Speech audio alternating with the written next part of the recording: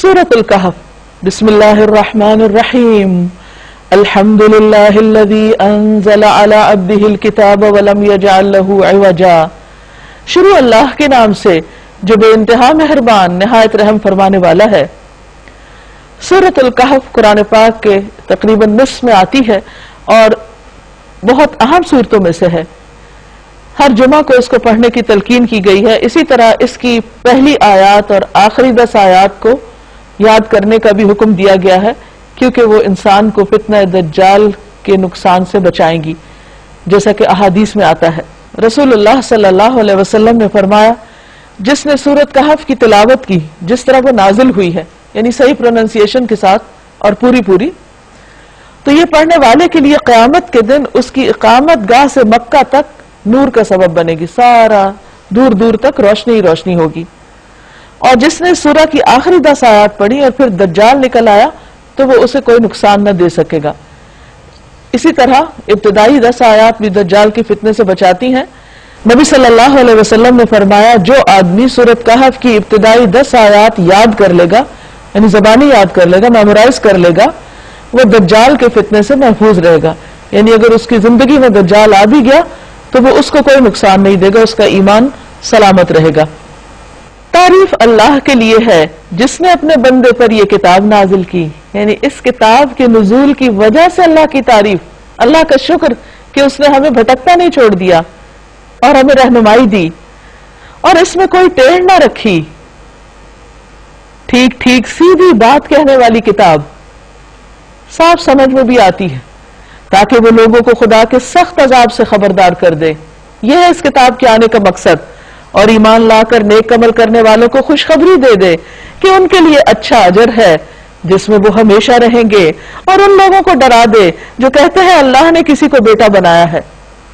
اس میں یہود، نصارہ، مشرکین سبھی شامل ہیں، تو ان کو خبردار کیا جا رہا ہے کہ اس کام سے، اس سوچ سے، اس اعتقاد سے باز آ جاؤ۔ اس بات کا نہ انہیں کوئی علم ہے اور نہ ان کے باپ دادا کو تھا۔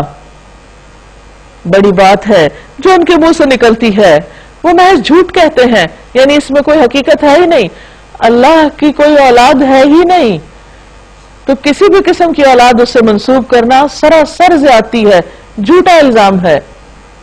اچھا تو اے محمد صلی اللہ علیہ وسلم، شاید آپ ان کے پیچھے غم کے مارے اپنی جان کھو دیں، اگر یہ اس تعلیم پر ایمان نہ لائے، یعنی ان کو سمجھا کر اور ان کو بتا کر، اور یہ نہیں مانتے تو ان پہ غم کر کے آپ اپنے آپ کو ہلاک نہ کر ڈالیں۔ یہ آپ کی خیر خواہی کی بھی علامت ہے کہ کس قدر آپ انسانوں کے لیے فکر مند ہوتے تھے، اور ان کی مخالفت اور ان کی بدزبانی اور دیگر طریقوں سے ستانے کے باوجود بھی آپ ان کو ہدایت کی بات بتاتے رہتے تھے۔ واقعہ یہ ہے کہ یہ جو کچھ سر و سامان بھی زمین پر ہے، یہ باغات، یہ دریا، یہ پہاڑ، یہ خوبصورت نظارے، اس کو ہم نے زمین کی زینت بنایا ہے، خوبصورتی بنایا ہے، تاکہ ان لوگوں کو آزمائیں کہ ان میں کون بہتر عمل کرنے والا ہے، کون ہے جو اس زمین کی خوبصورتی پہ ہی کھو کے رہ جائے گا، اور کون ہے کہ جو اس میں رہتے ہوئے اللہ کو یاد رکھے گا اور اللہ کی پسند کے کام کرے گا، اپنی خواہشات کے ساتھ نہیں، اللہ کی رضا کے ساتھ جیے گا۔ آخرکار اس سب کو ہم چٹیل میدان بنا دینے والے ہیں، یعنی قیامت کے دن حشر کا میدان جب یہ زمین بنے گی تو بالکل میدے کی روٹی کی طرح سفید اسٹریٹ ہو جائے گی۔ تو گویا ہم سب اس دنیا میں ایک امتحان میں ہیں، ہمیں آزمایا جا رہا ہے کہ ہم میں سے کون اچھے کام کرتا ہے۔ یہ کس قسم کا امتحان ہے؟ ہمارے ایمان کا بھی امتحان ہے، دولت کے ذریعے بھی آزمایا جا رہا ہے، علم کے ساتھ بھی آزمائش ہوتی ہے، اور حکومت اور اقتدار بھی آزمائش کا ذریعہ ہوتے ہیں۔ ان 4 قسم کے فتنوں کو بہترین طریقے سے 4 واقعات کے ساتھ اس صورت میں ایکسپلین کیا گیا ہے۔ ان میں سے پہلا واقعہ اصحاب الکہف کا ہے۔ فرمایا، ام حسبت ان اصحاب الکہف والرقیم کانوا من آیاتنا عجبا، کیا تم سمجھتے ہو کہ غار اور کتبے والے ہماری کوئی بڑی عجیب نشانیوں میں سے تھے؟ اصل میں بات یہ ہے کہ کچھ لوگوں نے حضور صلی اللہ علیہ وسلم سے یہ سوال کیا تھا، یہ جانچنے کے لیے کہ آپ سچے پیغمبر ہیں یا نہیں، کہ یہ بتائیے کہ وہ اصحاب کہف کون تھے، اور روح کیا ہوتی ہے، ذوالقرنین کون تھا، ان کا مطلب یہ تھا کہ اگر آپ ان کے جواب دے پائیں گے تو ہم سمجھیں گے کہ آپ واقعی نبی ہیں، ورنہ یہ کہ یہ تو کسی کو پتہ ہی نہیں ہے اور آپ کو بھی نہیں پتہ ہوں گے، تو پھر اس سے ثابت ہو جائے گا کہ آپ خود سے خود کچھ باتیں بنا کر لا رہے ہیں۔ تو اللہ کے رسول صلی اللہ علیہ وسلم نے ان کو یہ واقعات بیان ہی بتا دیے۔ ان کے نزدیک یہ بڑے حیران کن واقعات تھے۔ فرمایا کہ کیا تم سمجھتے ہو کہ عجیب واقعات ہیں، عجیب نشانی ہے اس غار والوں کے قصے میں؟ تو وہ کیا تھی نشانی، وہ کیا ہے حقیقت، اس کو کھول کے بیان کیا جا رہا ہے۔ فرمایا وہ چند نوجوان غار میں پناہ گزین ہوئے۔ کیوں؟ کیونکہ اس وقت کی جو حکومت تھی یا اس وقت کے جو لوگ تھے وہ شرک کرنے والے تھے، اور جو بھی شخص توحید پر قائم رہنا چاہتا اس کے لیے زندگی بڑی دوبھر کر دی جاتی۔ اب ہوا یہ کہ وہاں کی ایلیٹ کے کچھ نوجوان بچے اپنی حکومت اور اپنے وقت کے خلاف توحید کا اعلان کر بیٹھے، تو ظاہر ہے کہ پھر ان کی جان کو خطرہ تھا، تو انہوں نے آ کر غار میں پناہ لی۔ تو ان کا ذکر کیا جا رہا ہے۔ انہوں نے کہا کہ اے پروردگار ہمیں اپنی خاص رحمت سے نواز۔ فقالوا ربنا آتنا من لدنک رحمہ من لدنک رحمتا وہیئ لنا من امرنا رشدا، کہ تو ہمیں اپنے پاس سے رحمت عطا کر اور ہمارا معاملہ درست فرما دے۔ تو ہم نے انہیں اسی غار میں تھپک کر سال ہر سال کے لیے گہری نیند سلا دیا۔ پھر ہم نے انہیں اٹھایا تاکہ دیکھیں کہ ان کے دو گروہوں میں سے کون اپنی مدت قیام کا ٹھیک شمار کرتا ہے۔ اب یہ اللہ کی قدرت کی نشانی ہے کہ وہ قوم کے فتنے سے، ڈر سے بھاگ کر غار میں آ کے پناہ لیے، تو اللہ سبحانہ وتعالیٰ نے وہاں ان کو آرام کی نیند سلا دیا اور کئی سو سال تک سلائے رکھا، اور پھر اس کے بعد اٹھایا۔ جب اٹھے تو ان کو بھوک لگی، تو پھر آگے کیا ہوا اس کی تفصیل آ رہی ہے۔ ہم ان کا اصل قصہ تمہیں سناتے ہیں۔ وہ چند نوجوان تھے جو اپنے رب پر ایمان لے آئے تھے، ہم نے ان کو ہدایت میں ترقی بخشی تھی، یعنی سچے دل سے ایمان لائے تھے تو ان کے ہدایت میں اور اضافہ ہو گیا تھا۔ اور اس کی دلیل کیا تھی کہ وہ ایمان پہ ثابت قدم رہے۔ جس کا ایمان سچا نہیں ہوتا وہ پھر ایمان کے لیے تکلیف بھی نہیں برداشت کر سکتا اور وہ اس کو جمتا بھی نہیں۔ ہم نے ان کے دل اس وقت مضبوط کر دیے جب وہ اٹھے اور انہوں نے اعلان کر دیا کہ ہمارا رب تو بس وہی ہے جو آسمانوں اور زمین کا رب ہے، ہم اسے چھوڑ کر کسی دوسرے کو معبود نہ پکاریں گے، یعنی ہم شرک نہیں کریں گے۔ اگر ہم ایسا کریں تو بالکل بے جا بات کریں گے۔ پھر انہوں نے آپس میں ایک دوسرے سے کہا یہ ہماری قوم تو رب کائنات کو چھوڑ کر دوسرے خدا بنا بیٹھی، یہ لوگ ان کے معبود ہونے پر کوئی واضح دلیل کیوں نہیں لاتے؟ آخر اس شخص سے بڑا ظالم اور کون ہو سکتا ہے جو اللہ پہ جھوٹ باندھے؟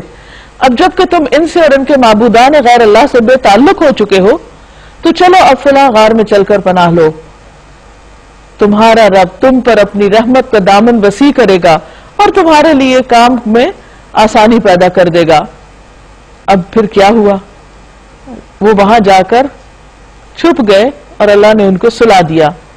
اب سوئے ہوئے کیسے لگ رہے تھے؟ تم انہیں غار میں دیکھتے تو تمہیں یوں نظر آتا کہ سورج جب نکلتا ہے تو ان کے غار کو چھوڑ کر دائیں جانب چڑھ جاتا ہے، اور غروب ہوتا ہے تو بچ کے بائیں جانب اتر جاتا ہے، یعنی اللہ نے ان کو دھوپ سے بچائے رکھا۔ اور وہ ہے کہ غار کے اندر ایک وسیع جگہ میں پڑے ہیں۔ یہ اللہ کی نشانیوں میں سے ایک نشانی ہے، جس کو اللہ ہدایت دے وہی ہدایت پانے والا ہے، جسے اللہ بھٹکا دے اس کے لیے تم کوئی ولی مرشد نہیں پا سکتے۔ تم انہیں دیکھ کے یہ سمجھتے کہ وہ جاگ رہے ہیں، حالانکہ وہ سو رہے تھے۔ ہم انہیں دائیں بائیں کروٹ دلوا رہے تھے، کیونکہ اگر وہ کروٹ نہ لیتے تو زمین ان کا جسم کھا جاتی۔ اور ان کا کتا غار کے دہانے پر ہاتھ پھیلائے بیٹھا تھا، یعنی گارڈ بن کر۔ اگر تم کہیں جھانک کر انہیں دیکھتے تو الٹے پاؤں بھاگ کھڑے ہوتے اور تم پر ان کے نظارے سے دہشت بیٹھ جاتی، یعنی اللہ تعالیٰ نے اس طرح ان کو محفوظ رکھا ہوا تھا، ایک طرح سے ان کے اوپر روپ ڈال کر اور کتا سامنے بٹھا کر اور ان کو سلا کر۔ اور اسی عجیب کرشمے سے ہم نے انہیں اٹھا بٹھایا، یعنی ایک دن آیا کہ ان کو ان کی نیند ختم کر دی تاکہ ذرا آپس میں پوچھ گچھ کریں۔ ان میں سے ایک نے پوچھا کہو کتنی دیر اس حال میں رہے ہو؟ دوسرے نے کہا شاید دن بھر یا اس سے کچھ کم رہے ہوں گے، یعنی انہیں اندازہ ہی نہیں تھا کہ اتنا سو چکے ہیں۔ پھر وہ بولے اللہ ہی بہتر جانتا ہے کہ ہمارا کتنا وقت اس حالت میں گزرا ہے، یعنی اس میں بحث کرنے کی کیا ضرورت ہے، اس کو چھوڑو کچھ اور کرتے ہیں۔ چلو اب اپنے میں سے کسی کو چاندی کا یہ سکہ دے کر شہر بھیجے اور وہ دیکھے کہ سب سے اچھا کھانا کہاں ملتا ہے۔ یعنی طیب حلال کہاں ملتا ہے، وہاں سے وہ کچھ کھانے کے لیے لے آئے، اور چاہیے کہ ذرا ہوشیاری سے کام لے، ایسا نہ ہو کہ وہ کسی کو ہمارے یہاں ہونے کی خبر دے بیٹھے۔ اگر کہیں ان لوگوں کا ہاتھ ہم پہ پڑ گیا تو بس سنساری کر دیں گے، کیونکہ چھپے ہوئے جو تھے، یا پھر زبردستی ہمیں اپنی ملت میں واپس لے جائیں گے، اور ایسا ہوا تو ہم کبھی فلاح نہ پا سکیں گے۔ یہ بہت بڑی فکس میں آ گئے تھے۔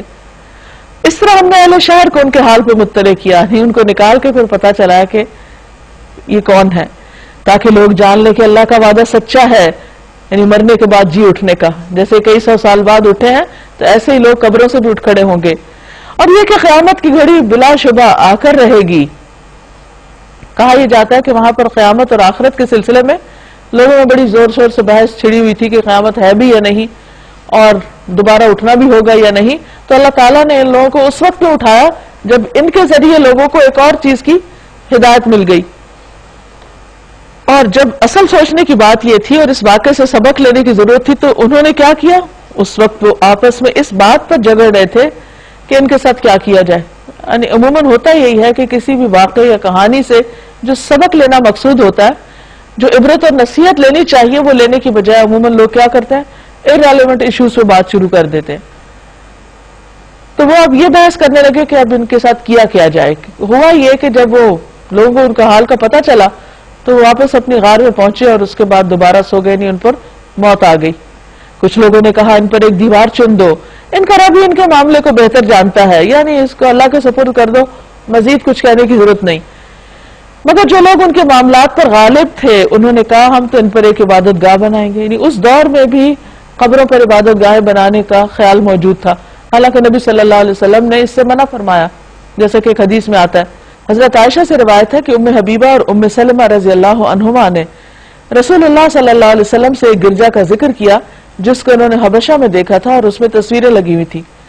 رسول اللہ صلی اللہ علیہ وسلم نے فرمایا ان لوگوں کا یہی حال تھا کہ جب کوئی ان میں سے مر جاتا تو وہ لوگ اس کی قبر پر مسجدیں بناتے اور وہیں تصویر بناتے۔ یہی لوگ قیامت کے دن اللہ تعالیٰ کے ہاں بدترین مخلوق ہوں گے۔ کچھ لوگ کہیں گے کہ وہ 3 تھے، چوتھا ان کا کتا تھا، کچھ دوسرے کہہ دیں گے 5 تھے اور چھٹا ان کا کتا تھا۔ عام طور پہ قصے کہانیوں میں لوگوں کو فگر سے اور ان مائنیوٹ ڈیٹیل سے بڑی دلچسپی ہوتی ہے، ناموں سے اور کون تھے اور کہاں تھے۔ اللہ تعالیٰ نے ایسی کوئی چیز نہیں بتائی، اصل میں تو جو ایکشن تھا ان کا، جو وہاں غار میں جانے کی وجہ تھی اور پھر اٹھنے کے بعد جو سبق دینا مقصود تھا اس کو ہائی لائٹ کیا ہے۔ یہ سب بے تکی ہانکتے ہیں۔ کچھ اور لوگ ہیں وہ کہتے ہیں کہ 7 تھے، 8واں ان کا کتا تھا۔ کہو میرا رب ہی بہتر جانتا ہے کہ وہ کتنے تھے، یعنی تعداد میں زیادہ انٹرسٹڈ ہی نہیں ہوں۔ کبھی لوگ ان کی صحیح تعداد جانتے ہیں، پھر بھی اللہ تعالیٰ نے خود یہ نہیں بتائی کہ ہاں واقعی کتنے تھے، کیونکہ اٹ واز ناٹ امپورٹنٹ۔ بس تم سرسری بات سے بڑھ کر ان کی تعداد کے معاملے میں لوگوں سے بحث نہ کرو اور نہ ان کے متعلق کسی سے پوچھو، کیونکہ یہ غیر ضروری چیزیں ہیں، یعنی ان کی شکل، لباس، ان کی حالت، صحت کیا تھی کیا نہیں، ان باتوں کی ضرورت ہی نہیں، کیونکہ اس وقت مطلوب نہیں۔ اور دیکھو کسی چیز کے بارے میں کبھی یہ نہ کہا کرو کہ میں کل یہ کام کر دوں گا، الا یہ کہ اللہ چاہے، انشاءاللہ۔ وَاذْكُرْ رَبَّكَ إِذَا نَسِيتَ، بھول جاؤ تو رب کو یاد کر لو۔ وَقُلْ عَسَىٰ أَن يَهْدِيَنِ رَبِّي لِأَقْرَبَ مِنْ هَٰذَا رَشَدًا، اور کہا کیجئے کہ امید ہے کہ میرا رب اس معاملے میں رشد سے قریب تر بات کی طرف میری رہنمائی فرما دے گا۔ ہوا یہ کہ جب پوچھنے والوں نے آپ سے پوچھا تو آپ نے کانفیڈنٹلی کہہ دیا کہ میں کل بتا دوں گا، آپ کو یقین تھا کہ وہی آئے گی اور اللہ کی مدد آئے گی اور میں لوگوں کو جواب دے دوں گا، لیکن ہوا یہ کہ کئی روز تک وہی نہ آئی تو آپ بہت پریشان ہوئے۔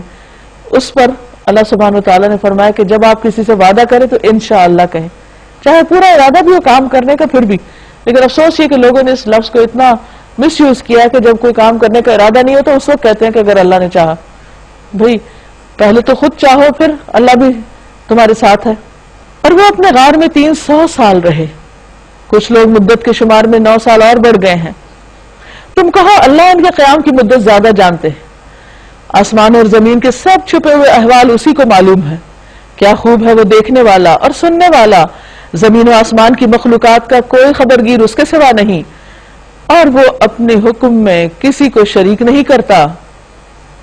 اور اے نبی صلی اللہ علیہ وسلم، آپ کے رب کی کتاب میں سے جو کچھ آپ پر وحی کیا گیا اس کا جو کا تو سنا دو، یعنی پورا پورا بتا دیجئے۔ کوئی اس کے فرمودات کو بدل دینے کا مجاز نہیں. وَاصْبِرْ نَفْسَكَ مَعَ الَّذِينَ يَدْعُونَ رَبَّهُمْ بِالْغَدَاةِ وَالْعَشِيِّ يُرِيدُونَ وَجْهَهُ وَلَا تَعْدُ عَيْنَاكَ عَنْهُمْ تُرِيدُ زِينَةَ الْحَيَاةِ الدُّنْيَا.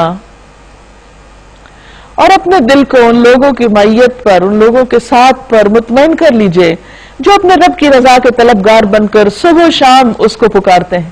یعنی آپ ایسے لوگوں کی کمپنی اختیار کیجئے، حالانکہ آپ اللہ کے پیغمبر ہیں، لیکن کہا گیا کہ ایسے لوگوں پہ توجہ رکھیے جو اللہ کو یاد کرتے ہیں اور ان سے ہرگز نگاہ نہ پھیریے.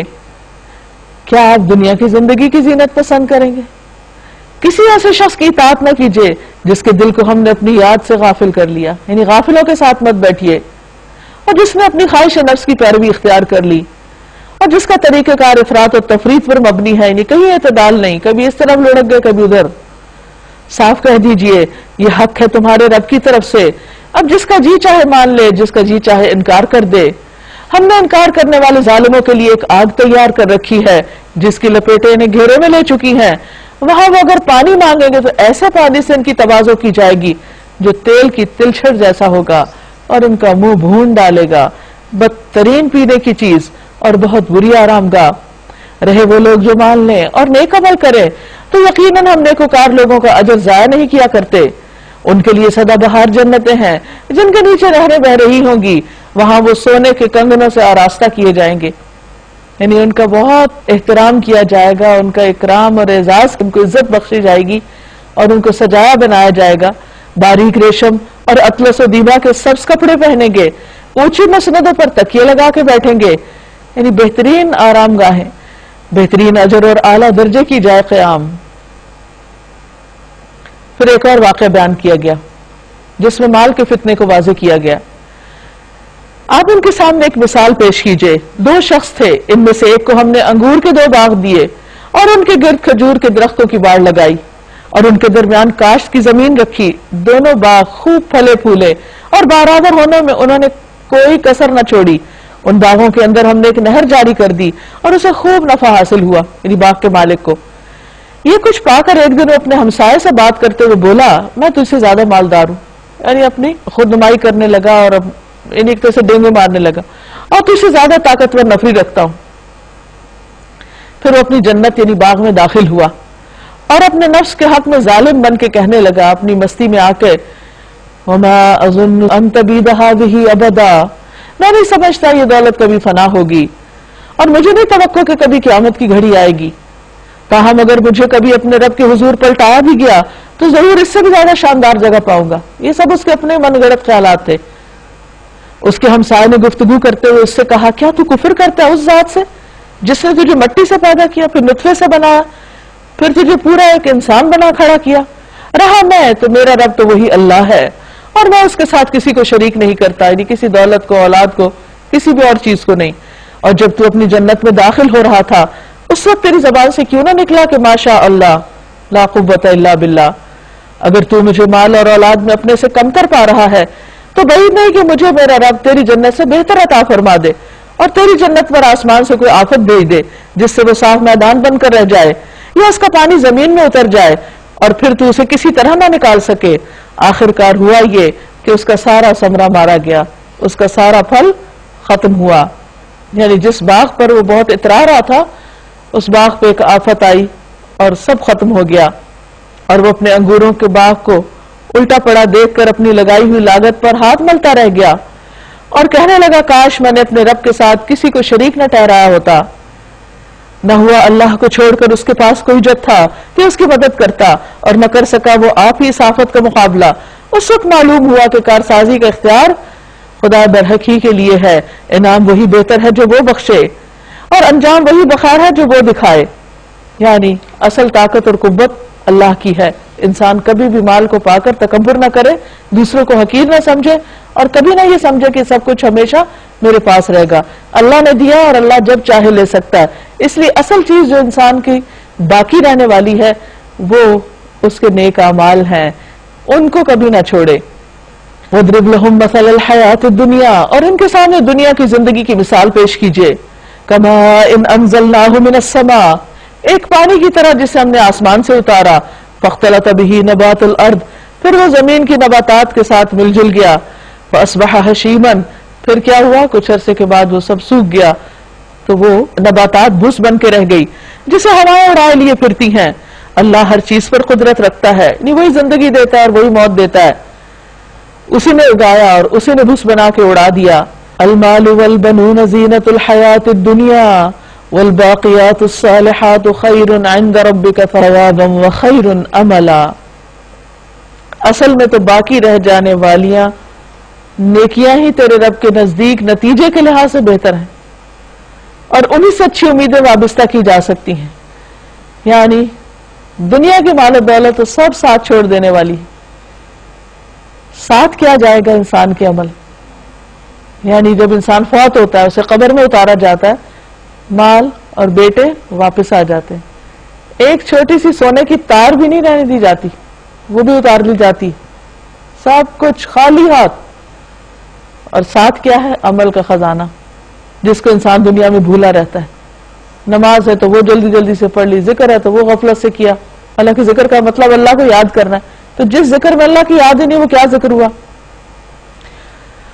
تو یہاں پر واضح کر دیا گیا کہ یہ سب کچھ وقتی اور دنیاوی فائدے ہیں، ان میں کھو کر اللہ کو نہیں بھولنا. اسی لیے جو تسبیحات ہیں ان کو باقیات الصالحات بتایا گیا اور بہترین ذکر کے طور پر ہمیں سکھایا گیا، جیسے کہ ایک حدیث میں آتا ہے. رسول اللہ صلی اللہ علیہ وسلم نے فرمایا سبحان اللہ والحمد للہ ولا الہ الا اللہ واللہ اکبر باقی رہنے والی نیکیوں میں سے ہے. یعنی ان کلمات کا خوب خوب ذکر کرنا چاہیے. فکر اس دن کی ہونی چاہیے جبکہ ہم پہاڑوں کو چلائیں گے اور تم زمین کو بالکل برہ نہ پاؤ گے. زمین پر کوئی پودا نہیں ہوگا، اونچ نیچ نہیں ہوگی، اور ہم تمام انسانوں کو اس طرح گھیر کر جمع کریں گے کہ اگلوں پچھلوں میں سے ایک بھی نہ چھوٹے گا. کوئی بھی کہیں چھپ نہیں سکتا کیونکہ اسٹریٹ زمین پہ ہر شخص اپنے دو پاؤں کے ساتھ سیدھا کھڑا ہوگا، اور اس طرح بالکل ویو سامنے ہوگا اللہ تعالیٰ کے. ایک بندہ بھی نگاہوں سے اوجھل نہیں ہوگا. اور تم زمین کو بالکل برہ نہ پاؤ گے اور ہم تمام انسانوں کو اس طرح گھیر کر جمع کریں گے اگلے پچھلوں میں سے ایک نہ چھوٹے گا، اور سب کے سب تمہارے رب کے حضور صف در صف پیش کیے جائیں گے، بڑی بڑی لائنوں میں پورے ڈسپلن کے ساتھ.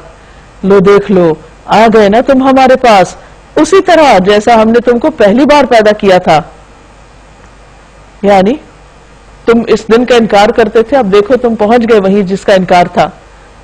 تم نے تو یہ سمجھا تھا کہ ہم نے تمہارے لیے کوئی وعدے کا وقت مقرر ہی نہیں کیا، اور نامہ اعمال سامنے رکھ دیا جائے گا. ووضع الکتاب، کتاب لا کے رکھ دی جائے گی، یعنی نامہ اعمال. فَتَرَى الْمُجْرِمِينَ مُشْفِقِينَ مِمَّا فِيهِ، تم دیکھو گے کہ مجرم ڈر رہے ہوں گے اس کے کانٹینٹ سے، اس سے جو اس کے اندر لکھا ہوا ہے.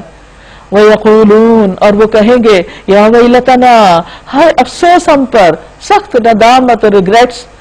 ما لهذا الکتاب، اس کتاب کو کیا ہے؟ یہ نامہ اعمال کس قسم کا ہے؟ لا یغادر صغیرۃ ولا کبیرۃ الا احصاها، اس نے نہ کوئی چھوٹی چیز چھوڑی نہ کوئی بڑی مگر اس کو شمار کر لیا، گن گن کر رکھا. ووجدوا ما عملوا حاضرا، اور انہوں نے جو کچھ کیا وہ سب اپنے سامنے حاضر پائیں گے، اپنے اعمال سامنے دیکھیں گے. وَلَا يَظْلِمُ رَبُّكَ أَحَدًا، تیرا رب کسی پہ بھی ظلم نہیں کرتا کہ کسی نے کوئی نیکی کی اور وہ وہاں درج ہی نہیں ہوئی، اور کسی نے کوئی برائی کی اور لکھی نہیں گئی، اور کسی نے توبہ کی تو برائی مٹائی نہیں گئی. نہیں، اللہ سبحانہ وتعالیٰ کسی پہ ظلم نہیں کرتا. وہاں وہی کچھ ہوگا جو کچھ آج ہم کر رہے ہیں. اپنی ہر روز کی ڈائری دیکھ لیجئے، بس یہی سمجھیں کہ ایک ایک ورک روز پلٹ رہا اور آخرت میں یہی سامنے آ جائے گا. وَإِذْ قُلْنَا لِلْمَلَائِكَةِ اسْجُدُوا لِآدَمَ فَسَجَدُوا إِلَّا إِبْلِيسَ، پھر آدم علیہ السلام کا واقعہ یاد کرو جب ہم نے فرشتوں سے کہا کہ آدم کو سجدہ کرو تو انہوں نے سجدہ کیا مگر ابلیس نے نہ کیا. وہ جنوں میں سے تھا، اس نے اپنے رب کے حکم کی اطاعت نہ کی، اس سے نکل گیا. اب کیا تم مجھے چھوڑ کر اس کو اور اس کی ذریت اولاد کو اپنا سرپرست بناتے ہو؟ یعنی اللہ کو بھول کر، اللہ کو چھوڑ کے شیطان کے راستے پہ چلنا چاہتے ہو، حالانکہ وہ تمہارے دشمن ہیں. تو دشمن کے راستے پہ کون جاتا ہے سوائے اس کے جو احمق ہو؟ بڑا ہی بڑا بدل ہے جسے ظالم لوگ اختیار کر رہے ہیں. ما اشہدتہم خلق السماوات والارض، میں نے آسمان و زمین پیدا کرتے وقت ان کو نہیں بلایا تھا، نہ خود ان کی اپنی تخلیق میں انہیں شریک کیا تھا. میرا یہ کام نہیں کہ گمراہ کرنے والوں کو اپنا مددگار بنایا کروں. پھر کیا کریں گے یہ لوگ اس روز جب کہ انقرب ان سے کہے گا پکارو اب ان ہستیوں کو جنہیں تم میرا شریک سمجھ بیٹھے تھے. یہ ان کو پکاریں گے مگر وہ ان کی مدد کو نہ آئیں گے کیونکہ وہ تو ہے ہی نہیں وہاں، وہ کہاں سے آئیں. اور ہم ان کے درمیان ہی ایک ہلاکت کا گڑھا مشترک کر دیں گے، یعنی سب مشرکین ایک ہی جگہ، سارے مجرم اس روز آگ دیکھیں گے اور سمجھ لیں گے کہ اب انہیں اس میں گرنا ہے اور اس سے بچنے کے لیے کوئی جائے پناہ نہ پائیں گے. وَلَقَدْ صَرَّفْنَا فِي هَذَا الْقُرْآنِ لِلنَّاسِ مِنْ كُلِّ مَثَلٍ وَكَانَ الْإِنسَانُ أَكْثَرَ شَيْءٍ جَدَلًا. ہم نے اس قرآن میں لوگوں کو طرح طرح سے سمجھایا مگر انسان بڑا ہی جھگڑالو واقع ہوا ہے. ان کے سامنے جب ہدایت آئی تو اسے ماننے اور اپنے رب کے حضور معافی چاہنے سے آخر ان کو کس چیز نے روک رکھا ہے؟ اس کے سوا کچھ نہیں کہ وہ منتظر ہیں کہ ان کے ساتھ بھی وہی کچھ ہو جو پہلی قوموں کے ساتھ ہو چکا، یا یہ کہ وہ عذاب کو سامنے آتے دیکھ لیں. رسولوں کو ہم اس کام کے سوا اور کسی غرض کے لیے نہیں بھیجتے کہ وہ بشارت اور تنبیہ کی خدمت انجام دیں، مگر کافروں کا حال یہ ہے کہ وہ باطل کے ہتھیار لے کر حق کو نیچا دکھانے کی کوشش کرتے ہیں، اور انہوں نے میری آیات کو اور ان تنبیہات کو جو انہیں کی گئی مذاق بنا لیا. اور اس شخص سے بڑھ کر ظالم اور کون ہے جسے اس کے رب کی آیات سنا کر نصیحت کی جائے اور وہ ان سے منہ پھیر لے، اللہ کی بات سننا بھی نہ چاہے اور اس برے انجام کو بھول جائے جس کا سر و سامان اس نے اپنے لیے خود اپنے ہاتھوں سے کیا. جن لوگوں نے یہ روش اختیار کی ان کے دلوں پر ہم غلاف چڑھا دیتے ہیں جو انہیں قرآن کی بات سمجھنے نہیں دیتے. یعنی جو لوگ سننا نہیں چاہتے پھر اللہ تعالیٰ ان کو سنوانا بھی نہیں چاہتا. مثلا آپ دیکھیں نا کہ ایک چھوٹی سی مثال سے اس بات کو آپ سمجھیے کہ آپ کسی سے بات کر رہے ہیں، وہ دیکھتے ہی نہیں، بات کرنا نہیں چاہتے، پھر آپ کہتے اچھا جاؤ میں نہیں بتاتا. یہ انسان انسانوں کے ساتھ کرتے ہیں اور اللہ کی بات تو سب سے بڑھ کر ہے. یعنی اللہ کے لیے مثالیں ہم نہیں بیان کرتے اور نہ ہی یہ بات کہ اللہ تعالیٰ نعوذ باللہ کسی انسان کی طرح ہے، لیکن حقیقت یہ ہے کہ بندہ بھی اگر یہ گوارا نہیں کرتا کہ جو دلچسپی نہ لے اسے بات سنائی جائے تو پھر اللہ رب العالمین تو ہر چیز سے اعلیٰ اور عرفہ ہے. تو جن لوگوں نے یہ روش اختیار کی ہے ان کے دلوں پہ ہم نے غلاف چڑھا دیے ہیں جو انہیں قرآن کی بات سمجھنے نہیں دیتے، اور ان کے کانوں میں ہم نے گرانی پیدا کر دی. تم انہیں ہدایت کی طرف کتنا ہی بلاؤ وہ اس حالت میں ہدایت کی طرف کبھی نہیں آئیں گے کیونکہ ان کا دل ہی نہیں ہے اس میں. تیرا رب بڑا درگزر کرنے والا اور رحیم ہے، وہ ان کے کرتوتوں پر انہیں پکڑنا چاہتا تو جلد ہی عذاب بھیج دیتا، مگر ان کے لیے وعدے کا ایک وقت مقرر ہے اور اس سے بچ کر بھاگ نکلنے کی کوئی راہ نہ پائیں گے. یہ عذاب رسیدہ بستیاں تمہارے سامنے موجود ہیں. انہوں نے جب ظلم کیا تو ہم نے انہیں ہلاک کر دیا اور ان میں سے ہر ایک کی ہلاکت کے لیے ہم نے وقت مقرر کر رکھا تھا. اب یہاں ایک اور واقعہ ہم پڑھیں گے، موسیٰ علیہ السلام کا واقعہ جو علم کے فتنے سے بچنے کا سبق دیتا ہے. وَإِذْ قَالَ مُوسَىٰ لِفَتَاهُ لَا أَبْرَحُ حَتَّىٰ أَبْلُغَ مَجْمَعَ الْبَحْرَيْنِ أَوْ أَمْضِيَ حُقُبًا. ذرا ان کو وہ قصہ سنا جو موسیٰ علیہ السلام کو پیش آیا جبکہ موسیٰ علیہ السلام نے اپنے خادم سے کہا تھا میں اپنا سفر ختم نہ کروں گا جب تک کہ دونوں دریاؤں کے سنگم پر نہ پہنچ جاؤں، ورنہ میں ایک زمانہ دراز تک چلتا ہی رہوں گا. اب یہ کیا قصہ ہے، کیا سفر تھا، کیوں پیش آیا؟ کہا جاتا ہے کہ کسی نے موسیٰ علیہ السلام سے سوال کیا کہ کیا آپ سے بڑا بھی کوئی عالم ہے؟ تو انہوں نے کہا کہ میں نہیں جانتا کہ مجھ سے زیادہ بھی کوئی عالم ہو سکتا ہے. تو اللہ سبحانہ وتعالیٰ کو یہ بات پسند نہ آئی تو اللہ تعالیٰ نے ان کو حکم دیا کہ وہ جائیں اور ایک اپنے سے زیادہ علم رکھنے والے کو مل کر آئیں. تو ان کی ملاقات یعنی خضر علیہ السلام کی ملاقات کے لیے اللہ تعالیٰ نے موسیٰ علیہ السلام کو سفر کرنے کا حکم دیا. تو انہوں نے اپنے شاگرد یوشع بن نون کو ساتھ دیا، مچھلی ساتھ رکھی اور دریا کے کنارے کنارے چل پڑے. تو انہوں نے کہا کہ جب تک میں اپنی منزل تک نہیں پہنچتا میں چلنا نہیں چھوڑوں گا. اتنے اپنے دھن کے پکے تھے. پھر جب وہ ان کے سنگم پر پہنچے تو اپنی مچھلی سے غافل ہو گئے اور وہ نکل کر اس طرح دریا میں چلی گئی جیسے کوئی سرنگ لگی ہو.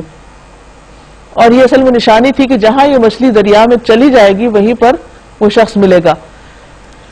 آگے جا کر موسیٰ علیہ السلام نے اپنے خادم سے کہا لا ہمارا ناشتہ، آج کے سفر پر تو ہم بری طرح تھک گئے. خادم نے کہا آپ نے دیکھا یہ کیا ہوا؟ جب ہم اس چٹان کے پاس ٹھہرے ہوئے تھے اس وقت مجھے مچھلی کا خیال نہ رہا اور شیطان نے مجھے ایسا غافل کر دیا کہ میں آپ سے ذکر کرنا بھول گیا. مچھلی تو عجیب طریقے سے نکل کر دریا میں چلی گئی اور مجھے چاہیے تھا کہ آپ کو بتاتا کہ ایسا ہو، لیکن مجھے یاد ہی نہیں رہا. موسیٰ علیہ السلام نے کہا اسی کی تو ہمیں تلاش تھی، وہی تو خضر کو ملنا تھا. چنانچہ وہ دونوں اپنے نقش قدم پر واپس ہوئے، آگے جا کے پھر واپس پلٹے اور وہاں انہوں نے ہمارے بندوں میں سے ایک بندے کو پایا جسے ہم نے اپنی رحمت سے نوازا تھا اور اپنی طرف سے ایک خاص علم عطا کیا تھا، یعنی خاص علم جو عام لوگوں کے پاس نہیں ہوتا۔ موسیٰ علیہ السلام نے اس سے کہا کیا میں آپ کے ساتھ رہ سکتا ہوں تاکہ آپ مجھے بھی اس دانش کی تعلیم دو جو آپ کو سکھائی گئی؟ یعنی سیکھنے کے لیے موسیٰ علیہ السلام پہلے اجازت مانگ رہے ہیں۔ اس نے جواب دیا آپ میرے ساتھ صبر نہیں کر سکتے، اور جس چیز کی آپ کو خبر نہ ہو آپ اس پہ صبر کر بھی کیسے سکتے ہیں؟ موسیٰ علیہ السلام نے کہا انشاءاللہ آپ مجھے صابر پائیں گے، یعنی اپنی ڈٹرمنیشن اور ارادہ ظاہر کیا، اور میں کسی معاملے میں آپ کی نافرمانی نہ کروں گا، یعنی ایک اچھا شاگرد بن کے رہوں گا۔ اس نے کہا اچھا اگر آپ میرے ساتھ چلتے ہیں تو مجھ سے کوئی بات نہ پوچھیں جب تک کہ میں خود اس کا آپ سے ذکر نہ کروں، یعنی سیکھنے کے لیے خاموشی شرط ہے، اجازت کے بغیر بول نہیں سکتے۔ اب وہ دونوں روانہ ہوئے، یہاں تک کہ جب وہ کشتی میں سوار ہو گئے تو اس شخص نے کشتی میں شگاف ڈال دیا۔ موسیٰ علیہ السلام نے کہا آپ نے اس میں شگاف ڈال دیا تاکہ سب کشتی والوں کو ڈبو دیں؟ یہ تو آپ نے ایک سخت حرکت کر ڈالی۔ اس نے کہا میں نے تم سے کہا نہ تھا کہ تم میرے ساتھ صبر نہیں کر سکتے؟ موسیٰ علیہ السلام نے کہا بھول چوک پہ مجھے نہ پکڑیے، میرے معاملے میں آپ ذرا سختی سے کام نہ لیں۔ پھر وہ دونوں چلے یہاں تک کہ ان کو ایک لڑکا ملا اور اس شخص نے اسے بھی قتل کر دیا۔ موسیٰ علیہ السلام نے کہا آپ نے ایک بے گناہ کی جان لے لی، حالانکہ اس نے کسی کا خون نہ کیا تھا، یہ کام تو آپ نے بہت ہی برا کیا۔ اس نے کہا میں نے تم سے کہا نہ تھا کہ تم میرے ساتھ صبر نہیں کر سکتے؟ موسیٰ علیہ السلام نے کہا اس کے بعد اگر میں آپ سے کچھ پوچھوں تو آپ مجھے ساتھ نہ رکھیے، لیجئے اب تو میری طرف سے آپ کو عذر مل گیا۔ انشاءاللہ کہانی جاری رہے گی اگلے پروگرام میں، فی الحال آج کے پروگرام کا وقت ختم ہوتا ہے، یہاں پر پارہ مکمل ہوا۔ آپ میں سے اگر کوئی اپنے ریفلیکشنز دینا چاہیں، کوئی مزید معلومات ایڈ کرنا چاہیں یا کچھ اپنے تاثرات شیئر کرنا چاہیں، یو آر موسٹ ویلکم۔ وہ جو سورہ کاف میں بات آئی تھی کہ یہ کتاب جب کھولی جائے گی اور پڑھی جائے گی اور کوئی چھوٹی سی چھوٹی بات بھی نہیں تو وہ فیلنگ جو آ رہی تھی کہ جب ہمارے سامنے وہ جب سب کچھ کھلے گا اور جب وہ باتیں سامنے آئیں گی، جیسے بچے کا رزلٹ آتا ہے تو اس کو کتنا خوف ہوتا ہے کہ پتہ نہیں اس میں ہر بات، تو اس میں تو ہمارے دل کے خیالات بھی آ جائیں گے سامنے، تو ابھی بھی ہم شاید بولنے میں، لیکن دل کے اندر جو ہم سوچتے ہیں اس پہ تو ہم کبھی سوچتے ہی نہیں کہ ہم کیا کیا سوچ رہے ہیں، حالانکہ اس کتاب میں تو سب کچھ ہوگا۔ ایک ریمائنڈر جو ہمارے والدین کے لیے آپ نے انٹرو میں دیا وہ مجھے بہت ٹچ کیا، بیکاز ایٹ ٹائمز ہم صرف ماں کو فوکس کر رہے ہوتے ہیں ان کی فیلنگس کا خیال رکھنے کے لیے، مگر باپ کی وہ جو چیز ہے ایک امپورٹنس ہے اس کو کبھی کبھی ہم لہجے میں اور ان کے حکم کو اگنور بھی کر دیتے ہیں اور اس طرح سے لے کے نہیں چلتے۔ تو وہ ایک جو حدیث سے مجھے ایک ریمائنڈر ملا کہ ماں باپ دونوں کے لیے آپ اف بھی نہیں کر سکتے اور ان کو فار گرانٹیڈ نہیں لے سکتے، تو وہ دل ابھی تک میری پورے قرآن کی اس میں ابھی تک میرے دل کو بہت زیادہ وہ ہے، اور جاتے ہی مجھے ہے کہ جا کے میں ان سے بات۔ ہم نے قرآن میں جا بجا قرآن کی آیات کا مذاق اڑانے والوں کے بارے میں پڑھا اور ان کا انجام کیا یہ بھی ہمیں پتہ چلا، لیکن آج ہمیں ضرورت ہے کہ ہم اپنا جائزہ لیں اور اس بات کو پہچانیں کہ کیا صرف زبان سے ہی قرآن کی آیت کا مذاق اڑانے والوں کا یہ انجام ہوگا؟ کیا عمل کے ذریعے قرآن کی آیتوں کا مذاق نہیں اڑایا جاتا؟ اس میں جو والدین کے بارے میں جو کہا گیا ہے کہ ان سے اف نہ کہو، اور اف اگر زور سے بولا جائے تو اس سے ایک موم بتی بجھ جاتی ہے، تو اس سے ماں باپ کا دل کتنا زیادہ دکھتا ہے جب بچے ماں باپ کے سامنے زور سے بات کریں، وہ ماں باپ ہی فیل کر سکتے ہیں۔ اللہ کرے کہ بچے جو ہے وہ سمجھیں، اور ماں باپ کو بھی چاہیے کہ ان سے ہمیشہ پیار سے اور نرمی سے ہی بات کریں، کیونکہ اگر ان کو بہت ہی زیادہ ڈانٹا جائے اور بے عزتی کی جائے تو بے عزتی کوئی فیل اچھا نہیں پسند کرتا، وہی سیکھ لیتے ہیں جی وہی سیکھتے ہیں ماں باپ سے، ہاں ان کا لہجہ، اور بچے زیادہ تر ماں کا لہجہ جو ہوتا ہے اس کو فالو کرتے ہیں، تو ماں کو چاہیے کہ اپنا طریقہ جو ہے، اپنا انداز بیاں جو ہے وہ بہت اس کا بہترین ہونا چاہیے۔ گڈ۔ سورہ بنی اسرائیل آیت نمبر 11 میں اللہ تعالیٰ فرماتے ہیں انسان شر اس طرح مانگتا ہے جس طرح خیر مانگنی چاہیے۔ ہم ہر تکلیف میں بہت جلدی اپنے لیے بدوائیں کرنے لگتے ہیں، اپنے آپ کو بدوائیں دیتے رہتے ہیں کہ اللہ ہمیں ایسا کر دے، اللہ ہمیں موت دے دے۔ اگر ہم اس تکلیف پر صبر کی دعا مانگے اور ثابت قدمی کی دعا مانگے تو وہ ہمارے لیے زیادہ بہتر ہے، تو ہمیں صبر کی دعا، ثابت قدمی کی دعا مانگنی چاہیے۔ گڈ۔ سورہ کہف آیت نمبر 14 میں بتایا گیا کہ جب چند نوجوان اللہ کے لیے نکلے تو اللہ نے ان کے دلوں کو ثبات عطا کیا۔ تو وہی بات ہے کہ فرسٹ سٹیپ لینے کی دیر ہے، ہمیں ڈر لگ رہا ہوتا ہے، لیکن جب ہم فرسٹ سٹیپ لے لیتے ہیں تو اللہ سبحانہ و تعالیٰ اتنی آسانیاں کر دیتے ہیں، ہمارا ہاتھ تھام لیتے ہیں کہ پھر سب آسان ہوتا چلا جاتا ہے۔ صحابہ کہف کا جو واقعہ جس میں کہ چند نوجوان تھے، میں اس وقت یہ سوچ رہی ہوں کہ آج کے نوجوان جو ہیں وہ کہتے ہیں کہ ہمارے لیے حالات سازگار نہیں ہیں، اور ہم کس طرح کریں, ہم کو بہت سارے کام کرنے ہوتے ہیں. تو یہ نوجوانوں کے لیے بہت زیادہ ضروری ہے کہ قرآن پاک کو سنیں, سمجھیں اور دیکھیں. وہ توحید پر تھے اور اس زمانے میں بھی انہوں نے اتنا وہ اپنے آپ کو بچایا اور وہ کیا.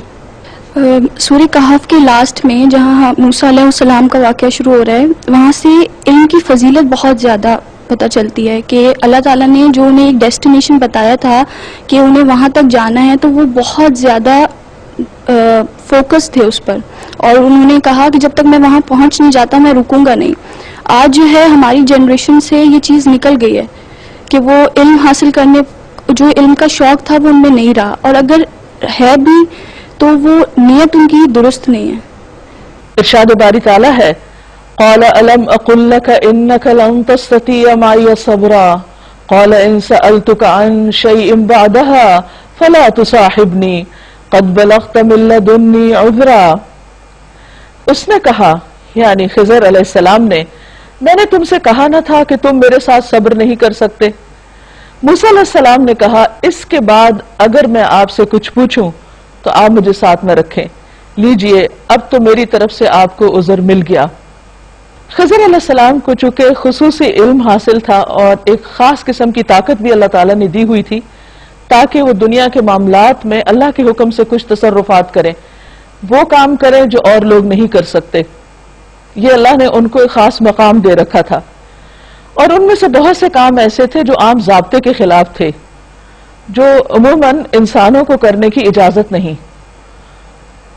ہمیں جو دین ملا ہے, شریعت ملی ہے, اس کے اعتبار سے بہت سے کام ہمارے لیے درست نہیں, لیکن اللہ تعالیٰ کے خاص فرشتے یا خاص لشکر جن کو اللہ نے کائنات کے مختلف کاموں پر معمور کر رکھا ہے, ان کو اس کی اجازت ہے. مثلاً اگر ہم کسی کی جان لیں تو یہ قابل مواخذہ چیز ہے, لیکن اگر فرشتہ کسی کی جان آ کر لیتا ہے تو اس پر اس کی پوچھ نہیں, کیونکہ وہ اللہ کے اذن سے یہ کام کر رہا ہے. تو خضر علیہ السلام کو یہ معلوم تھا کہ وہ جس قسم کے کام کرنے والے ہیں وہ موسیٰ علیہ السلام دیکھ کر برداشت نہیں کر پائیں گے. تو انہوں نے پہلے سے ان کو وارن کر دیا کہ آپ صبر نہیں کر سکیں گے, اس لیے آپ میرے ساتھ نہیں رہ سکیں گے, زیادہ مجھ سے زیادہ نہیں سیکھ سکیں گے. تو اس پر انہوں نے عذر ظاہر کیا اور ایکسکیوز کیا, اور موسیٰ علیہ السلام نے عرض کیا کہ اب اس کے بعد میں ایسا نہیں کروں گا, اگر ایسا کروں تو بے شک پھر آپ مجھے اپنے ساتھ نہ رکھیں. نبی صلی اللہ علیہ وسلم نے فرمایا, اللہ تعالیٰ ہم پر اور موسیٰ علیہ السلام پر رحم فرمائے, کاش وہ صبر کر لیتے تو اپنے ساتھی سے بہت سے عجائب دیکھتے, یعنی نئی نئی باتیں انہیں پتہ چلتی. لیکن انہوں نے کہہ دیا کہ ان سألتک عن شیء بعدها فلا تصاحبنی قد بلغت من لدنی عذرا. اب کیا ہوتا ہے, دونوں ساتھ چلتے ہیں, پھر وہ آگے چلے یہاں تک کہ ایک بستی میں پہنچے اور وہاں کے لوگوں سے کھانا مانگا. حدیث میں آتا ہے کہ وہ ایک ایک جگہ پر ایک ایک مجلس میں جا کر گھومے, لیکن کسی نے ان کو کھانا نہیں دیا, مگر انہوں نے ان دونوں کی ضیافت سے انکار کر دیا. اب دیکھیے, ایک اللہ کے پیغمبر ہیں اور ایک اللہ کی خاص مخلوق ہے, وہ فرشتے ہیں یہ جو بھی, اور دونوں ہی اللہ کے چنے ہوئے ہیں, مگر چونکہ ان کا حال حلیہ ایسا نہیں تھا کہ لوگ اس سے پہچان سکیں, لہذا انہوں نے ان کی کوئی قدر نہیں کی. تو ضروری نہیں ہوتا کہ آپ اگر اللہ کے خاص مقرب بندے ہیں اور اللہ کے بہت پیارے ہیں تو دنیا میں ہر جگہ آپ کی عزت کی جائے اور آپ کو پریفرنس دی جائے, لیکن آخرت میں اللہ سبحانہ و تعالی انسانوں کے مقامات کو ان کے تقوی کے اعتبار سے اوپر نیچے کر دے گا. بہرحال وہاں انہوں نے ایک دیوار دیکھی جو گرا چاہتی تھی, اس شخص نے اس دیوار کو قائم کر دیا, کھڑا کر دیا. موسیٰ علیہ السلام نے کہا اگر آپ چاہتے تو اس کام کی اجرت لے سکتے تھے, انہوں نے کھانا نہیں کھلایا اور آپ نے دیوار بنا دی. اس سے بھی پتہ چلتا ہے کہ بندہ مومن صرف جواب میں کوئی نیکی نہیں کرتا, اگر کوئی اس کی قدر نہ بھی کرے تو وہ اپنا فرض ضرور پورا کرتا ہے. یہاں پر انہوں نے جب دیکھا کہ مجھے اپنا کام کرنا ہے تو وہ اس سے بے نیاز ہو کہ انہوں نے وہ دیوار بنائی کہ بستی والوں نے کھانا دیا یا نہیں, کچھ پوچھا یا نہیں. تو موسیٰ علیہ السلام نے مشورہ دیا کہ چونکہ آپ نے یہاں ان کا کام کیا تو آپ اجرت مانگ سکتے تھے. اس نے کہا بس میرا تمہارا ساتھ ختم. اب میں تمہیں ان باتوں کی حقیقت بتاتا ہوں جن پر تم صبر نہیں کر سکے. تو وہ سارے واقعات کی اب توجیح کرتے ہیں. اس کشتی کا معاملہ یہ ہے کہ وہ چند غریب آدمیوں کی تھی جو دریا میں محنت مزدوری کرتے تھے. میں نے چاہا کہ اسے عیبدار کر دوں کیونکہ آگے ایک ایسا بادشاہ کا علاقہ تھا جو ہر کشتی کو زبردستی چھین لیتا تھا. نبی صلی اللہ علیہ وسلم نے فرمایا جو شخص زمین کا کوئی ٹکڑا ظلم سے لے لیتا ہے یعنی قبضہ کر لیتا ہے بلا وجہ تو وہ اس ٹکڑے کے ساتھ 7ویں زمین تک دھنسایا جاتا رہے گا، یعنی اس کا اتنا بڑا جرم ہے کہ اس کو اتنی سخت سزا ملے گی۔ تو اب انہوں نے کشتی کو داغدار کر دیا۔ بعض اوقات ایسا ہوتا ہے کہ ہماری گاڑی کوئی ایسی چیز لگ جاتی ہے کہ اس کی شکل تھوڑی خراب ہو جاتی ہے، کوئی اور حادثہ پیش آ جاتا ہے، کبھی کپڑے جل جاتے ہیں، کبھی کچھ ہوتا ہے، استری کہیں لگ جاتی ہے، تو اس پر انسان پریشان ہو جاتا ہے، بد دل ہو جاتا ہے اور سارا دن وہ پریشانی اور غم اپنے دل پہ لیے رکھتا ہے کہ یہ ایسا کیوں ہو گیا۔ ایسی چھوٹی چھوٹی چیزوں پر انسان کو پریشان نہیں ہونا چاہیے کیونکہ ان کی حکمتیں اللہ ہی جانتا ہے۔ کسی حادثے پہ بد دل ہونے کی بجائے انسان اس کو اللہ کا فیصلہ سمجھ کے قبول کر لے کہ کوشش کے باوجود اگر ایک نقصان سے نہیں بچ سکا تو اس میں ضرور کوئی مصلحت ہے، اگر ہمیں سمجھ نہیں آتی تو بھی اللہ کے فیصلے بہترین ہیں۔ اب یہاں پر انہوں نے کشتی کو داغدار کیا تھا، بیکار نہیں کیا تھا۔ کس بنا پہ داغدار کیا تھا؟ تاکہ بادشاہ جو آگے آ رہا ہے، ظالم بادشاہ جو سب کی کشتیاں چھین رہا ہے، وہ اس کے اوپر نشان دیکھ کے اور اسے بظاہر بیکار دیکھ کے وہ اس کشتی کو چھینے گا نہیں اور اس طرح ان بچوں کا کاروبار چلتا رہے گا۔ رہا لڑکا تو اس کے والدین مومن تھے، ہمیں ڈر ہوا کہ یہ لڑکا اپنی سرکشی اور کفر سے ان کو تنگ کرے گا، اس لیے ہم نے چاہا کہ اس کا رب اس کے بدلے یعنی اس بچے کے بدلے ان کو ایسی اولاد دے جو اخلاق میں اس سے بہتر ہو اور جس سے صلہ رحمی بھی زیادہ متوقع ہو۔ یہاں سے پتہ چلتا ہے کہ اللہ تعالیٰ اپنے بندوں کی کہاں کہاں کیسے مدد کرتا ہے۔ بعض اوقات کسی کا کوئی بچہ فوت ہو جاتا ہے تو انسان بہت دکھی ہوتا ہے، غمگین ہوتا ہے، لیکن اللہ کو زیادہ پتا ہے کہ وہ بچہ ہمارے لیے کتنے فائدے کا، یہ کتنے نقصان کا ہے۔ یہ ایک غیب کے پردے میں اللہ کی مدد ہوتی ہے، لیکن چونکہ ہماری عقل بہت لمیٹڈ ہے، ہم بہت آگے تک دیکھ نہیں سکتے، اس لیے بار بار اللہ کے فیصلوں پر ہم پریشان ہوتے ہیں یا اس پر ہم برہم ہوتے ہیں اور بعض اوقات ہم ناراض بھی ہو جاتے ہیں، جو کہ بندے کا کام نہیں۔ اسے ہمیشہ ان سب چیزوں سے ظاہر سے پار ہو کے دیکھنے کی ضرورت ہے کہ اللہ تعالیٰ نے یہ کام یا یہ مشکل یا یہ تکلیف جو میری زندگی میں وہ لایا ہے، اس کی کیا حکمت ہے، کیونکہ دراصل اللہ بندے کی بعض اوقات بھلائی چاہتا ہے اس تکلیف میں جو بندے کو ناپسند ہوتی ہے۔ رسول اللہ صلی اللہ علیہ وسلم نے فرمایا وہ لڑکا جسے خضر علیہ السلام نے قتل کیا، وہ جب پیدا کیا گیا تو کافر ہی تھا، اس کے ماں باپ اس سے بڑی شفقت کرتے تھے، اگر وہ بالغ ہو جاتا تو ان کو سرکشی اور کفر کے اعتبار سے مغلوب کر دیتا۔ پھر اس کے بعد تیسرا قصہ، اس دیوار کا معاملہ یہ ہے کہ یہ 2 یتیم لڑکوں کی ہے جو اس شہر میں رہتے ہیں۔ اس دیوار کے نیچے ان بچوں کے لیے خزانہ مدفون ہے اور ان کا باپ ایک نیک آدمی تھا، اس لیے تمہارے رب نے چاہا کہ یہ دونوں بچے بالغ ہوں اور اپنا خزانہ نکال لیں۔ رسول اللہ صلی اللہ علیہ وسلم نے فرمایا جس نے کسی اپنے یا دوسرے کے یتیم بچے کو اپنے ساتھ ملا لیا اور اسے غنی کر دیا یعنی اس کا خیال رکھا تو اس کے لیے جنت واجب ہو جاتی ہے۔ یہ تمہارے رب کی رحمت کی بنا پر کیا گیا ہے، میں نے کچھ اپنے اختیار سے نہیں کر دیا، یعنی میں بھی مامور ہوں، اللہ کے حکم سے سب کچھ کر رہا ہوں۔ یہ ہے حقیقت ان باتوں کی جن پر تم صبر نہ کر سکے۔ اور یہ موسیٰ علیہ السلام کی بات نہیں، ہم سب کا بھی یہی حال ہے کہ جب کوئی بھی چیز ہماری سمجھ میں نہیں آتی یا ہماری مرضی کے خلاف ہوتی ہے یا بظاہر ہمارے لیے تکلیف دہ ہوتی ہے تو ہم اس پہ صبر نہیں کر سکتے۔ تو صبر صدمے کی پہلی چوٹ لگنے پر ہوتا ہے اور اس وقت انسان اپنی زبان کو کنٹرول میں رکھے کہ کوئی منفی بات نہ کرے، اپنے دل میں کوئی ناشکری کے جذبات نہ لائے اور اپنے عمل میں کوئی ایسا کام نہ کرے جو اللہ تعالیٰ کو مزید ناراض کرے، کیونکہ اللہ تعالیٰ اس مشکل کے ذریعے بھی ہم پر اپنی رحمت ہی کر رہا ہوتا ہے۔ تو اس کو سمجھنے کے لیے اللہ سبحانہ وتعالیٰ نے موسیٰ علیہ السلام کے اس واقعے سے ہمیں ان 3 واقعات کو بیان کر کے ہمیں بہت سی باتیں سمجھائی ہیں۔ پھر اس کے بعد ذوالقرنین کے بارے میں، کیونکہ نبی صلی اللہ علیہ وسلم سے ان کے بارے میں سوال کیا گیا تھا تو اس کی کچھ تفصیل، وَيَسْأَلُونَكَ عَنْ ذِي الْقَرْنَيْنِ، قرن عربی زبان میں سینگ کو کہتے ہیں، 2 سینگوں والا۔ بعض کہتے ہیں کہ اس سے مراد سائرس یا خسرو ہے جو ایران کا ایک بہت عادل بادشاہ تھا، بہت منصف قسم کو، بہت اچھا انسان تھا، تو اللہ تعالیٰ نے اس کو دنیاوی اعتبار سے بھی بہت ترقی دی تھی. اس کے سر کے اوپر 2 سینگ تھے یا وہ 2 لٹیں تھیں، یا یہ کہ اس کی سلطنت 2 طرف کو پھیلی ہوئی تھی جس کی بنا پر اس کا لقب ذوالقرنین پڑ گیا. آپ کہیے کہ میں اس کا کچھ حال تم کو سناتا ہوں. ہم نے اس کو زمین میں اقتدار عطا کر رکھا تھا اور اسے ہر قسم کے اسباب اور وسائل بخشے تھے. یہ ضروری نہیں ہوتا کہ کوئی شخص نیکی کرے یا اچھے کام کرے تو دنیا اسے چھن جائے گی. یہ مثال ظاہر کرتی ہے کہ وہ عادل بادشاہ تھا، اللہ کو مانتا تھا، آخرت کو مانتا تھا. اس کے باوجود اللہ نے اس کے لیے دنیا کے اسباب مسخر کر دیے تھے. اس نے پہلے مغرب کی طرف ایک مہم کا سر و سامان کیا. کہا جاتا ہے کہ چونکہ ایران کا بادشاہ تھا تو ایران کے مغرب کی طرف ایجین سی کی جانب اس نے ایک مہم کا آغاز کیا اور وہاں فاتح کی حیثیت سے گیا.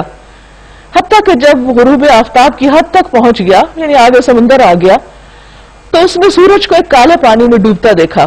جیسے روز ہم دیکھتے کہ سورج نیچے جا رہا تھا. اگر آپ سی سائڈ پہ جائیں تو وہاں پر لٹرلی یوں لگتا ہے جیسے سورج سمندر کے اندر ڈوب رہا ہے.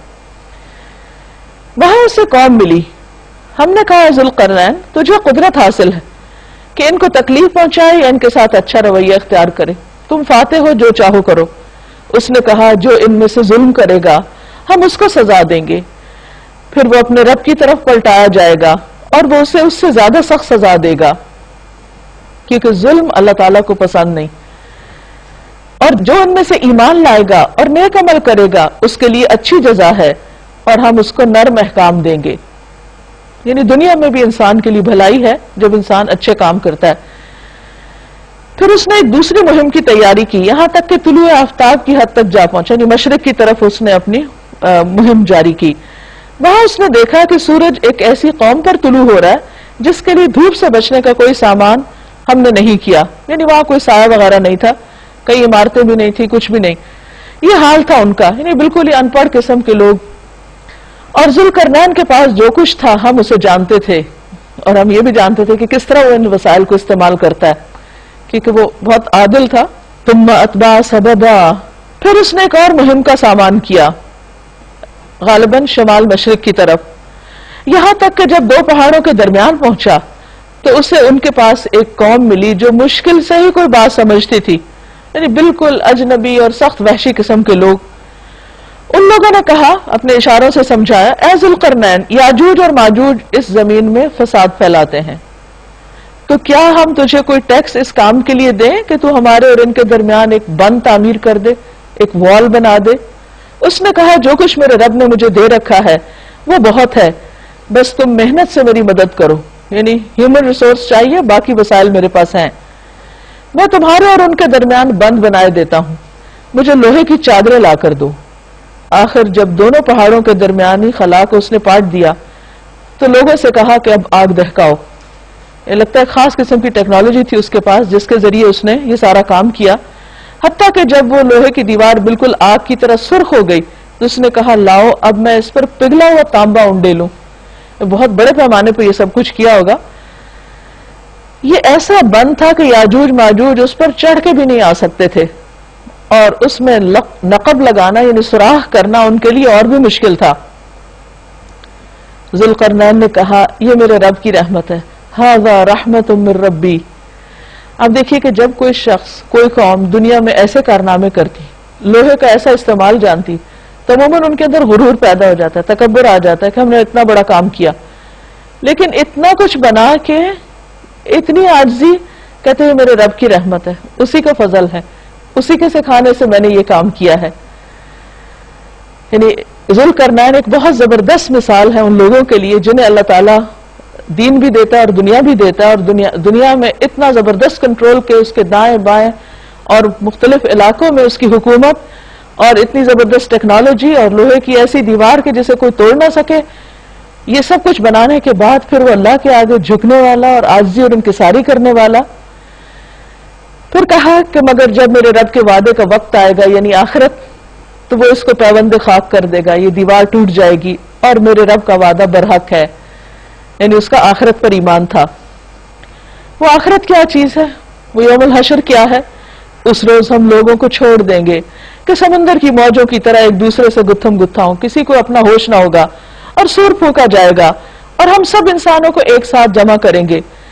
اور وہ دن ہوگا جب ہم جہنم کو کافروں کے سامنے لائیں گے، ان کے سامنے جو میری نصیحت کی طرف سے اندھے بنے ہوئے تھے، یعنی میری بات سننے کو تیار نہ تھے اور کچھ سننے کے لیے تیار ہی نہ تھے، وَكَانُوا لَا يَسْتَطِيعُونَ سَمْعًا. تو یہ یہاں بہت ڈرنے کی بات ہے کہ انسان کو کم از کم اللہ کی بات سن تو لینی چاہیے، کیونکہ جب انسان سنتا ہی نہیں تو اس کو پتہ کیسے چلے گا کہ کسی بھی چیز کی حقیقت کیا ہے.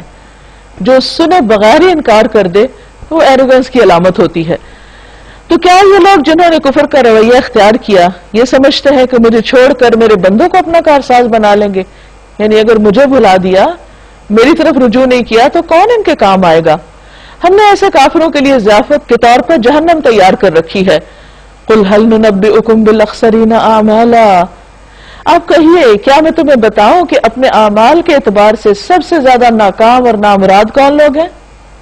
یعنی سب سے زیادہ خسارے میں کون ہے؟ الذین ضل سعیہم فی الحیات الدنیا. یہ وہ لوگ ہیں جن کی زندگی میں ساری کی ساری جد و جہد راستے سے ہٹی رہی، جن کی ساری کوششیں دنیا کی زندگی میں ہی گم ہو گئیں. وَهُمْ يَحْسَبُونَ أَنَّهُمْ يُحْسِنُونَ صُنْعًا. اور وہ سمجھتے ہیں کہ وہ بہت اچھے کام کر رہے ہیں. یعنی ان کے سامنے آخرت نہیں ہے اور نہ آخرت کے لیے کوئی کام کرتے ہیں، بلکہ ساری کوششیں، ساری ایفرٹ صرف دنیا کمانے میں لگی ہوئی ہے. دنیا کمانا بری بات نہیں، لیکن آخرت کو بھلا کر کمانا انسان کے لیے نقصان دہ ہے. اور وہ سمجھتے رہے کہ وہ سب کچھ ٹھیک کر رہے ہیں. یہ وہ لوگ ہیں جنہوں نے اپنے رب کی آیات کو ماننے سے انکار کیا اور اس کے حضور پیشی کا یقین نہ کیا. یعنی ان کے دل میں یہ ایمان ہی نہیں کہ انہوں نے رب کے حضور کھڑے ہونا جا کر. فَحَبِطَتْ أَعْمَالُهُمْ. تو ان کے سارے اعمال ضائع ہو گئے. فَلَا نُقِيمُ لَهُمْ يَوْمَ الْقِيَامَةِ وَزْنًا. قیامت کے روز ہم انہیں کوئی وزن نہ دیں گے، یعنی ان کی بڑی بڑی کوششیں بیکار ہوں گی.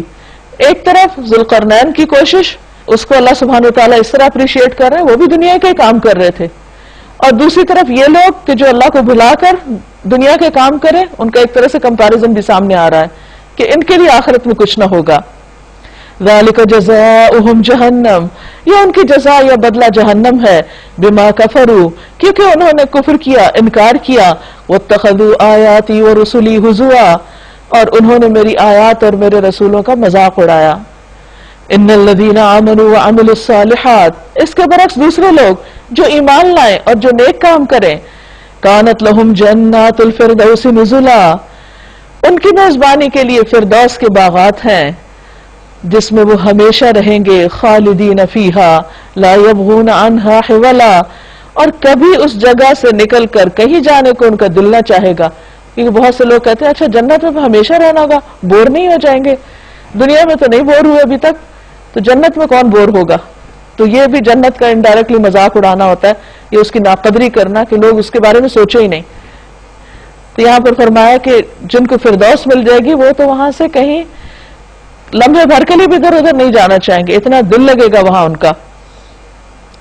اے محمد صلی اللہ علیہ وسلم کہیے اگر سمندر میرے رب کی باتیں لکھنے کے لیے روشنائی بن جائے، انک بن جائے تو وہ ختم ہو جائے.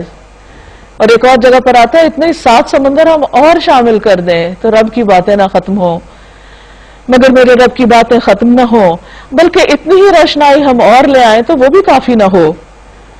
اے محمد صلی اللہ علیہ وسلم آپ کہیے کہ میں تو ایک انسان ہوں تم ہی جیسا، میری طرف وحی کی جاتی ہے کہ تمہارا خدا بس ایک ہی خدا ہے. پس جو کوئی اپنے رب کی ملاقات کا امیدوار ہو، فمن کان یرجو لقاء ربہ فلیعمل عملا صالحا. اسے چاہیے کہ نیک عمل کرے.